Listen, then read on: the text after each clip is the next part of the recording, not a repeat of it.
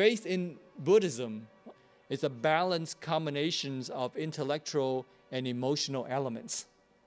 Emotion is intuition. We respond to it emotionally because we feel it. But we also understand it intellectually of why we have such emotional response.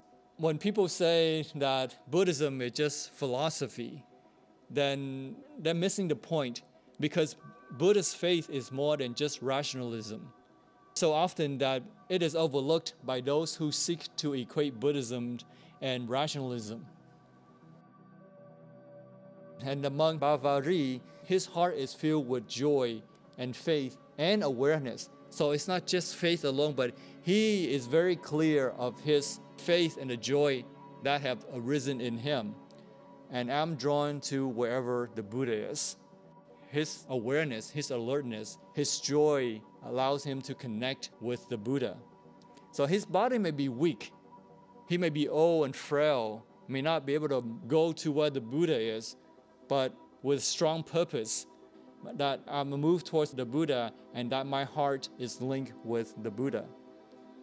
At that point, the Buddha appears to them, praising the monk in return, that by faith that you have won and you have been deliberated, and that you are now crossing beyond the realm of death. And so praising the Buddha is the same as being mindful of the Buddha. Faith is a very powerful emotion, and it's not some indecisive, feeble, lukewarm confidence, but it's an ardent and powerful emotion that we have at our disposal to overcome doubts. Emotion is an outward-going aspiration, and this is not just mundane aspiration, but aspiration from something mundane to transcendental. Because of this emotion that we are gravitated towards something that's pleasant. And because of this emotion that we have this repulsion from a painful object. So faith is aspiration, the foundation of enlightenment. Faith is a bridge that allows us to cross from a state of mundaneness to the state of transcendence. So faith is a very powerful motivating factor of a disciple's life. It's a dominating and a driving force that carries practitioners over obstacles through the successive stages. And finally, with the attainment of supreme enlightenment, we can reach our goal. Consequently, its importance is not to be underestimated. We talk about this subject today is to build faith. But based on what? Based on what grounds can we firmly construct that faith? Because we need faith to get to enlightenment, to our goal.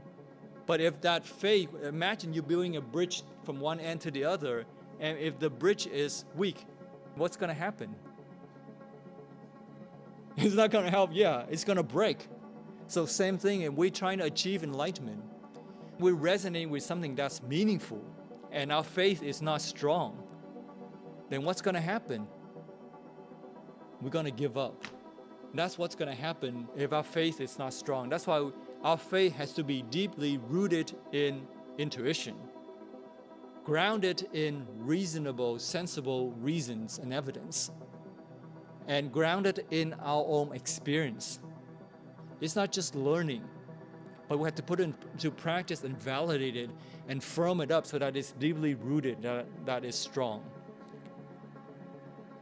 According to the Sutta Nipata, say faith is the wealth best for man. The idea of devotion, bhakti, was not a borrowed feather with which Buddhism adorned itself, but it was an integral part of Buddhist ideal. So it's not lip service, but it's actual practice and realizations of the teachings of our learning. Having faith is extremely meritorious because it can lead us to spiritual development and spiritual liberation. In the ancient Pali Nikayas, having faith in the Buddha is essential for spiritual development of monks and laymen, and it can even lead to rebirth in heaven. It's not superstitious, but having faith in the Buddha we will not commit unskillful deeds. Therefore, through the law of conditionality, we will never encounter suffering. And that's why it's very meritorious. Because once you have faith in the Buddha, you're resonating with the ideal of something that's meaningful, a higher calling. You will not subject yourself to unskillful actions. So a novice, the beginner, must take refuge first in the Buddha, the Dhamma, and the Sangha. It is a mistake to underestimate the importance of faith, to think that it's a dry, rationalistic system of precepts and theories. Faith, there are two kinds. First is walk in faith. The other one is to be liberated through faith. It's a transformational process towards spiritual liberation.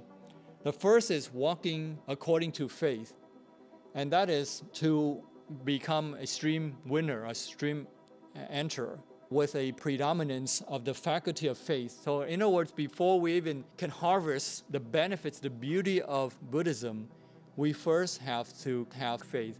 We depend on faith to carry us along. But it's only a portion of the journey. The other portion is that liberation through faith. This is not equivalent of the Protestant Christian dogma of justification by faith. It's not that you believe and then you be saved by the Buddha. It's not that. The Buddha says, I've shown you the door, the way, the path. You have to walk the path towards liberation. So there are two ways towards liberation. Liberation through wisdom and liberation through faith. For a person who has achieved liberation to wisdom doesn't mean that they lack faith. It's just that their predominant faculty is more of wisdom. Whereas liberation through faith is that they have more predominant faculties of faith. And faith is a very lofty quality. It's very wholesome. And that's why it's very meritorious.